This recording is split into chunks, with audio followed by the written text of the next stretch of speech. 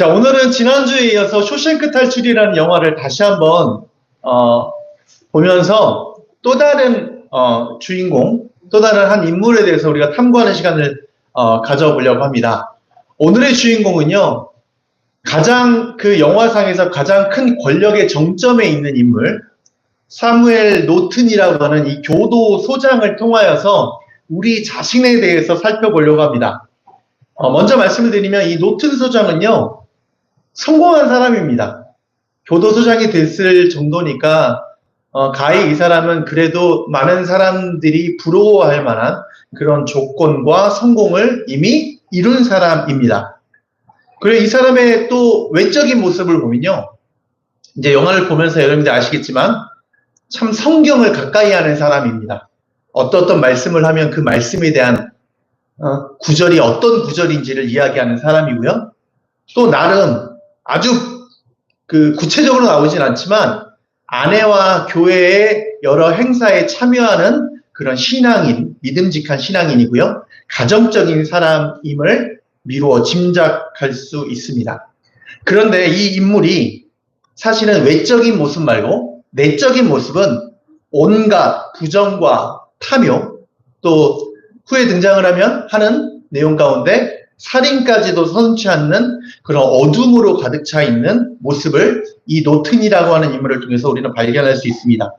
이미 많은 것들을 가졌고 많은 것들을 이룬 사람임에도 불구하고 더 큰 탐욕에 사로잡혀서 결국 스스로 목숨을 끊는 비극적인 최후를 맞이합니다. 이 노튼이라고 하는 인물이 우리가 너무 쉽게 간과할 수는 없는 인물임에는 분명합니다. 우리가 신앙인이지만 그리스도인이지만 이러한 이중성의 딜레마, 이 이중성의 문제 가운데 조금은 우리가 불편한 마음으로 나 자신을 바라보듯이 볼 수도 있는 그런 모습이기 때문입니다. 오늘 이 영상을 통하여서, 영화를 통하여서 나의 이중성, 우리의 이중성, 또 심판이라고 하는 이 핵심 키워드를 우리가 살펴보면서 우리 이 영화를 함께 보도록 하겠습니다. 대화의 내용을 여러분들이 보셨을 텐데요. 어떠십니까? 아주 은혜스럽지 않습니까? 여러분이 뭐 내용의 결말을 아시니까 그렇게 꼭 편한 마음으로 이 대화의 내용들을 보시진 않을 거예요. 서로 좋아하는 성경 구절을 이야기하는데요. 그 성경 구절이 어디에 나와 있는 성경 구절인지를 압니다. 요한복음 8장 12절, 나는 세상에 비치니 나를 따르는 자는 어둠에 다니지 아니하고 생명의 빛을 얻으리라. 또 마가복음 13장 35절 말씀, 그러므로 깨어있으라, 집주인이 언제 오는지 너희가 알지 못함이라. 그리고 마지막에 한 방을 나가면서 성경책을 건네주면서 이 안에 영생의 길이 있다.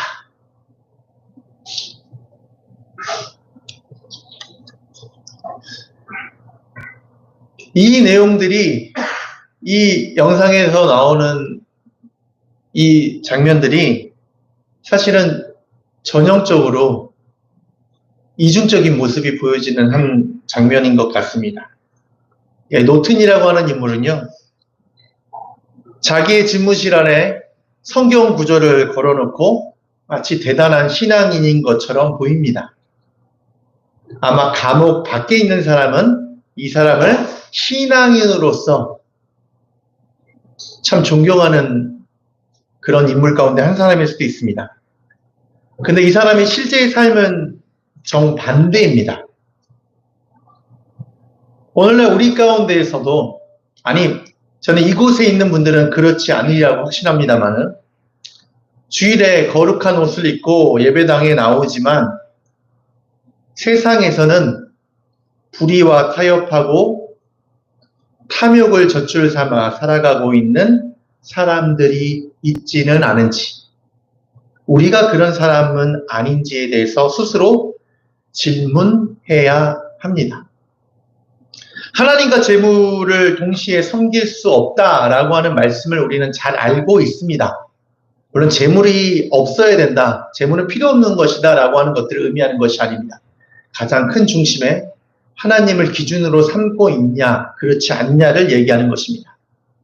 우리가 예배가 우리의 삶의 기준이 된다면, 예배가 우리의 삶의 가장 그 중심적인 역할을 한다면, 이렇게 다가오는 삶의 많은 그런 이중성의 문제들 가운데서 조금은 자유로워질 수 있을 것입니다.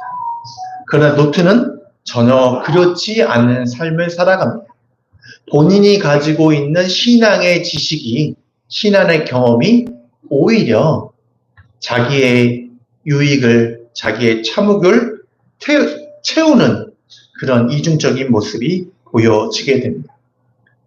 이 감옥 안에서 노튼이라고 하는 인물은 모든 것들을 할 수가 있습니다. 모든 사람들의 자유를 통제할 수 있습니다. 근데 자유를 통제하는 가운데 그 누군가에게는 특별한 혜택을 줄 수 있습니다. 그 특별한 혜택의 당사자가 주인공인 앤디입니다. 그에게는 용인되지 않는 돌을 깎는 사포, 또 여러 가지 약간의 혜택, 또 이쁜 여성의 사진이 걸려있는 그 간방 안에서의 그 포스터 사진, 그리고 이 사람이 하고 있는 일들을 조금 더 수월한 도서관 사서의 일을 할 수 있는 그런 곳으로 이 사람을 이동 배치시킬 수 있는 그런 막강한 힘을 가지고 있습니다. 근데 그 또한 그의 통제권 안에 있습니다.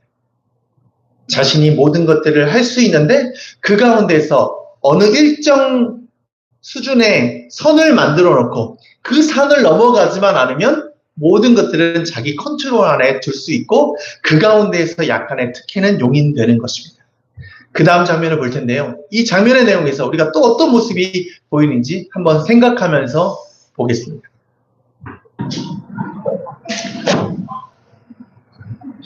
여러분, 자유의 측면에서 한번 살펴보겠습니다. 예수님께서 복음의 능력 가운데 우리에게 자유하게 하셨죠? 우리가 어떠한 죄와 사망의 권세 안에서 우리가 억눌리지 않고 우리에게 주 안에서 자유하도록 허락해 주셨습니다. 이 복음의 내용과 정말로 상반되는 노튼 소장의 행위가 나옵니다. 이 앤디라고 하는 자기에게 유익을 주고 있는 자기의 세금 정산 혜택을 그것도 무료로, 외부에 맡기면 당연히 자기가 비용이 청구가 될 거 아니에요. 근데 감옥에 갇혀 있는 주 예수에게 그 어떠한 페이도 지불하지 않고 페이를 지불한다라고 하는 것들이 내가 너에게 편지를 붙여줄게. 내가 너희에게 포스터를 붙일 수 있도록 허락해줄게. 그리고 네가 조금 더 좋은 환경에서 일할 수 있도록 해줄게. 내가 먹다 남은 그런 조그만 간식을 너에게 베풀어줄게. 라고 하면서 이 사람에게 자유를 허락해주고 아마 이 앤디만 그 음악을 들었다라고 하면 아무 문제가 안 생겼을 거예요. 근데 이 자유라고 하는 것이 그 수용소에 갇혀있는 모든 죄수들에게는 허용되지 않습니다. 자유를 억압하는 게 자신의 임무고요. 자신이 해야 되는 사명감일 수도 있습니다. 그 어떤 것도 용인되지 않습니다. 자신이 생각하고 자신이 판단하는 옳음, 자신이 굳게 믿었던 믿음, 이 교도소의 질서를 유지하고 효율적으로 운영하는 데 있어서는 자유가 철저하게 배제가 되어야 돼요. 그렇다면 모든 사람에게 동등하게 이 자유가 박탈이 되어야 되는데 앤디에게는 허용하고요. 그 어떤 정의와 어떠한 공의도 이 사람에게는 해석이 되지 않습니다. 우리도 또한 이런 경우에 빠질 수가 있습니다. 우리의 신앙적 우월감과 도덕적 행위에 대한 우월감을 내세우며 스스로 나는 이 정도면 괜찮아. 노턴이 생각한 것처럼 나는 이 정도면 괜찮은 사람이야. 성공한 사람이니까 이 정도는 괜찮아. 내가 주는 것들은 너 고마워할 줄 알아야 돼. 사실은요, 노튼의 입장에서는요, 아까 이 교도소에서 운영되는 예산이 사용되어지는 범위는 벽을 세우고 간방을 더 만들고 간수들 더 많이 드리는 것이라고 말하는데 사실은요, 좀 더 유능한 사람이라면 다른 이 도서관 만드는데 이 도서관 예산을 통해서도 사실 사용할 수 있었을 거예요. 그런데 자기가 해주는 거는 뭐예요? 편지만 쓸 수 있도록. 그리고 그때부터 6년 동안 앤디는 편지를 써서 당국을 통해서 지원을 받았던 거예요. 근데 그 아주 조그만 것들을 해주는 것만으로도 너에게 정말로 특별한 대우를 해주는 거야 라고 말하면서 이득은 다 취하는 모습, 이것이 바로 노튼의 모습입니다. 너에게 자유를 주지만 이 자유에 대해서 다른 사람은 알아서는 안 돼. 모든 죄수들이 이 자유라고 하는 것들에 대해서 알면 안 되고 이 자유는 철저하게 박탈당해야 돼 라고 말하는 것처럼 느껴집니다. 내가 알고 있는 거, 내가 경험한 거 너희는 몰라도 돼. 너희는 알아서는 안 돼. 그러한 모습이 이 노튼 소정의 이중적인 신앙인의 모습의 한 단면일 수도 있습니다. 그런데 앤디는 이 자유의 문제에 대해서 본인만 알기를 바라지 않고 본인이 해를 당하더라도 많은 사람들과 함께 나누는 그 모습을 보여줍니다. 물론 그걸 통해서 본인이 좀 힘들고 어려운 순간들을 보내긴 하지만 그 자유를 공유해주고 그 순간만큼은 그 감옥에 갇혀있는 모든 사람들이 아주 작지만 자유의 그 자유라고 하는 것, 정말로 평화로움이라고 하는 것들에 대해서 이 감옥 아니지만 감옥 밖에 그 모습들을 경험하는 모습을 보입니다. 그런데 이 사실을 노트는 용인할 수 없었습니다. 그리고 시간이 지나서 흘러 이 앤디가 또 다른 이 감옥에서의 지루한 삶을 조금 더 자기가 때로는 훨씬 더 풍요롭게 만들 수 있는 또 시간을 보낼 수 있는 그런 과정 가운데 톰이라고 하는 한 젊은이를 만나게 됩니다.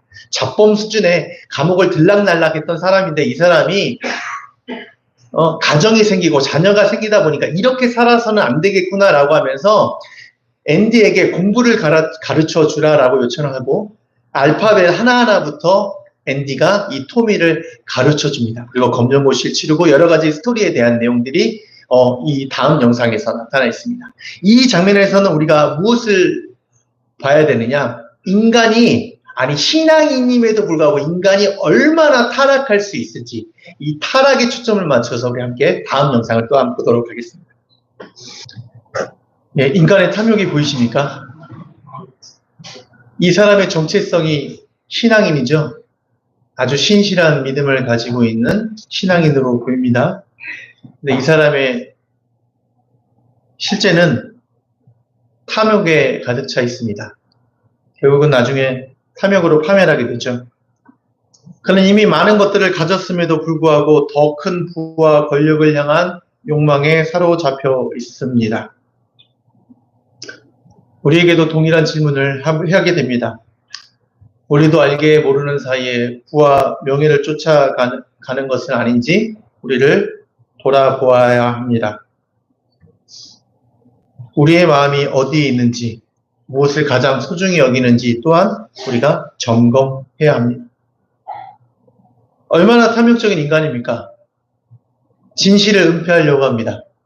앤디는 2명의 사람을 죽인 범죄로 2번의 종신형을 받았습니다. 근데 그게 사실이 아님을 증언해 줄 사람을 찾았습니다. 근데 그 진실을 은폐하려고 합니다. 그리고 은폐되는 장면을 우리 세상 가운데서 많이 경험했습니다. 계엄 내란 사태를 은폐하려고 했던 사람들을 보았습니다. 최수근 상병의 사건들을 은폐하려고 하는 무수히도 많은 사람들의 행태를 우리는 TV를 통해서 보았습니다. 이태원 참사, 오송 참사, 이 모든 일들을 은폐하려고 했던 그런 극악무도한 사람들을 우리는 보았습니다. 심판이 무엇일까요?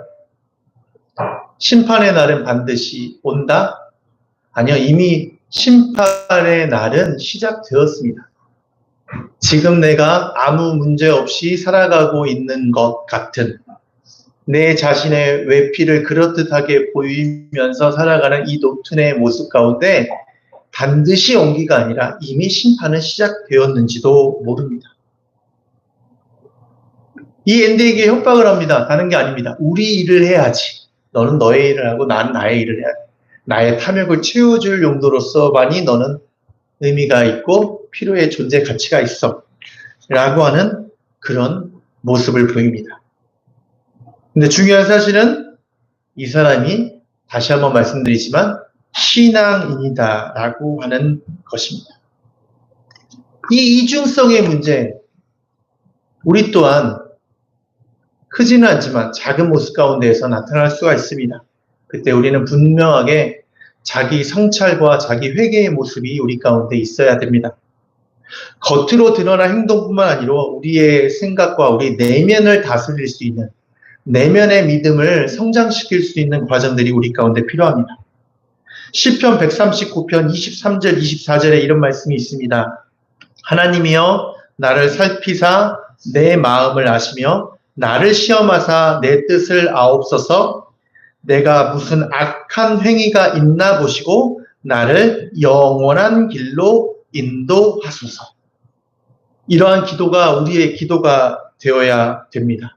나를 살펴주시고 내 외적인 모습뿐만 아니라 내 내면의 모습을 다스려 주시고 이 내면의 모습이 주님을 알아가는, 주님께서 나를 악한 행위로부터 벗어나게 하는 영원한 길로 인도하는 길임을 알게 하옵소서 라고 하는 그러한 기도, 말씀과 기도로서 우리 자신을 다스릴 수 있는 그러한 삶, 진정한 삶을, 신앙인의 삶을 살아가야 됩니다. 노트는 자신의 탐욕을 합리화하는 용도로 이 성경을 인용했습니다. 신앙을 이용했습니다.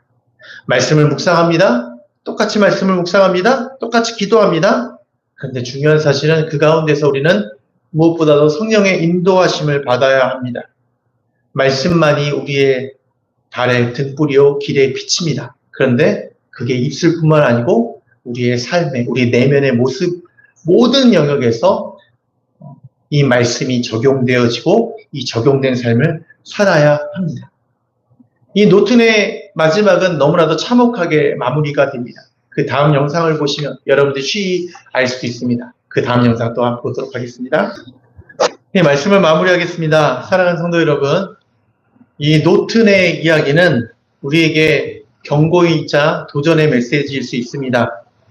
그는 이미 양심의 심판을 받았습니다.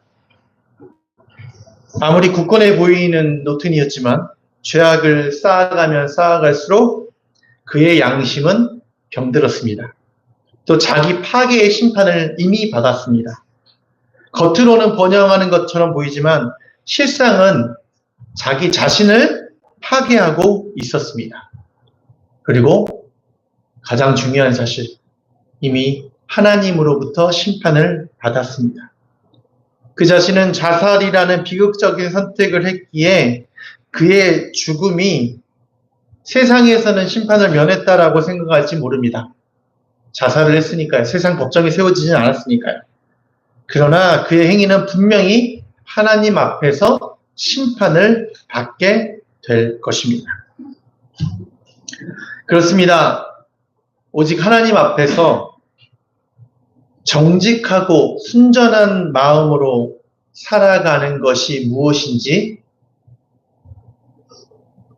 진정한 그리스도인의 삶이 무엇인지,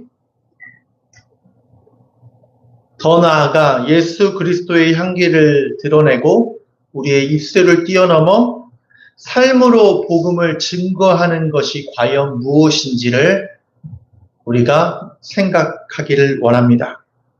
그리고 우리의 이중적인 모습을 뛰어넘어 하나님이 원하시는 제자로서의 삶을,